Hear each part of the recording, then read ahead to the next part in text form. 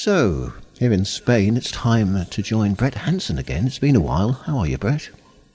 Yeah, it has been a while, Howard. I'm good, thank you. What about yourself? How's things? I'm very glad we're into September. I should Yeah, absolutely, where it's cooler. Yes. Yeah, it's great.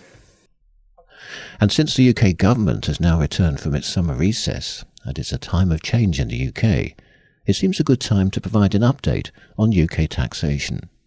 As mentioned in previous broadcasts, the Conservative government froze tax thresholds until April 2028. Has this made any difference to how much tax people pay, and do you think the new Labour government could reverse this? So, Howard, if we go back to March 2021, when Rishi Sunak was Chancellor of the Exchequer, he froze both income tax and the national insurance tax bands. Then, when Jeremy Hunt later became the Chancellor, he extended these to April 2028. And the reason this was done was that as salaries increase with, say, inflation, then over time, more people move up into higher tax brackets, which have not increased with inflation, thereby leading to more tax being paid.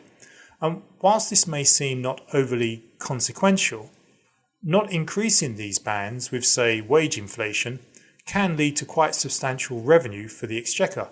For example, from January to July of this year, income tax receipts totaled £281 billion, which is up by 8% or £20.7 billion compared to the same period as last year.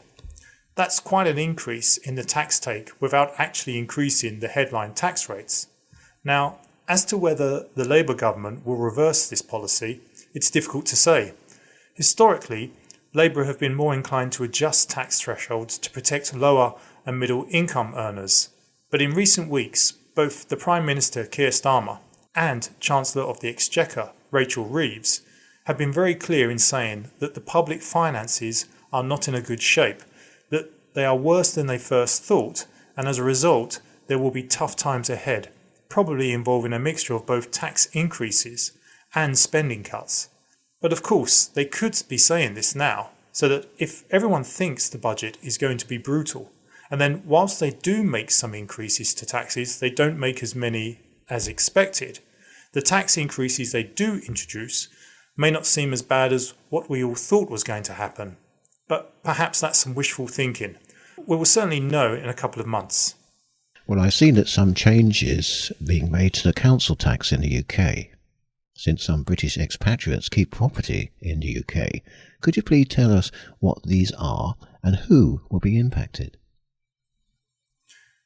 Yes, Howard. So you may not be aware of this, but council tax bands in England are actually based on property values which date back to April 1991. And of course, since then, over the last 30 plus years, the prices of most properties have increased significantly. Also, these increases in prices will have varied in different parts of England. For example, official estimates suggest that the average property price in London is now more than 6 times what it was in 1995, compared to 3 times the price in the North East. At the same time, the most valuable properties in 1991, which for council tax is band H, attracts just 3 times as much tax as the least valuable properties, despite now being worth more than 8 times as much as in 1991. These anomalies have led the Institute for Fiscal Studies to state that council tax is increasingly out of date and is highly regressive with respect to property values. And in fact, the Labour-run Welsh Government plans to overhaul their council tax system in 2028 after homes in Wales were revalued over the past 12 months, creating new property bands that could raise council tax for over 470,000 homes, though reduce it for about 800,000 households. So, given, Howard, that these changes in Wales are being made by Labour, there is speculation that the same could happen in England. And I don't think it's any secret that second homeowners and landlords are being discouraged from owning these additional properties in the UK, with various changes to the taxation of second properties in recent years.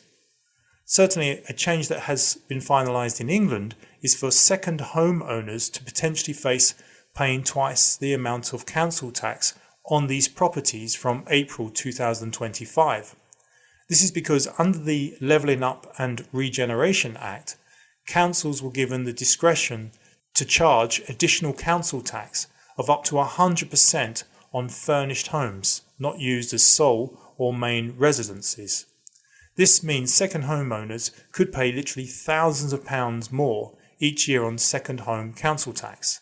Likewise in Scotland, legislation was passed in December 2023, which allows local authorities to charge up to double the council tax rates on second homes. Wales has also done something similar.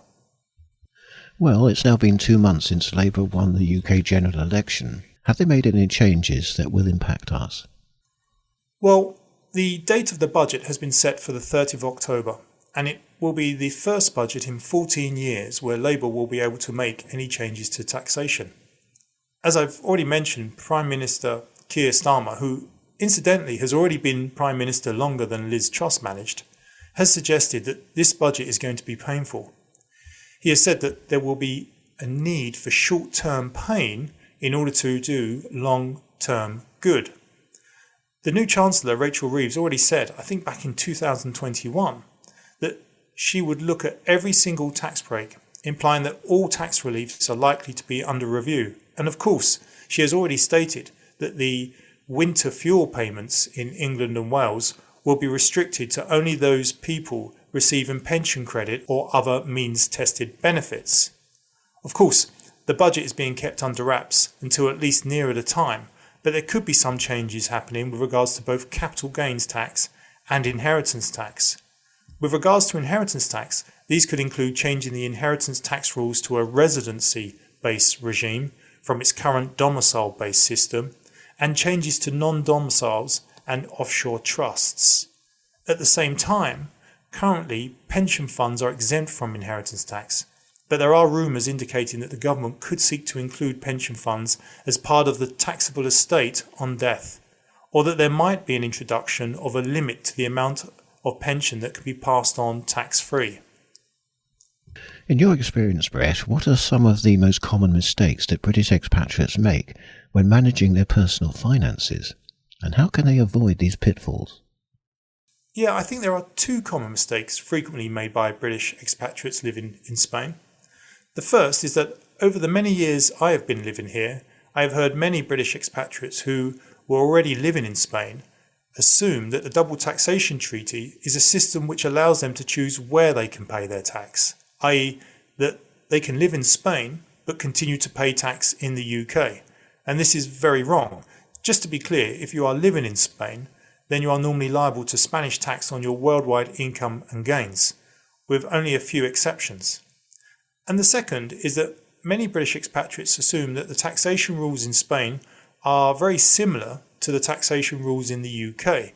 This leads them to think, for example, that ISAs or the pension cash lump sum, which are both tax-free in the UK, are also tax-free in Spain, which they are not. Likewise, British expatriates often assume that there is no inheritance tax between spouses, which there is, certainly at the state level, in Spain. The simplest way to avoid these pitfalls, Howard, is to ensure that prior to moving to Spain, or if you are already living here, you speak to an experienced, qualified and regulated advisor in Spain. Ideally, they will have a local office to where you're going to live or are living in Spain, and also have cross-border tax expertise, i.e. they understand and have experience with both the UK and Spanish tax systems.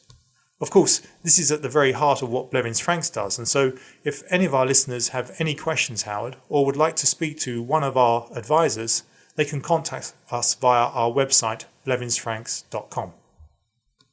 Many thanks, Brett, and we'll pick up the baton next week when we're taking your UK pension in Spain, tax and advisory issues to be aware of. So we're on the same subject, really. Okay, great. Look forward to it, Howard.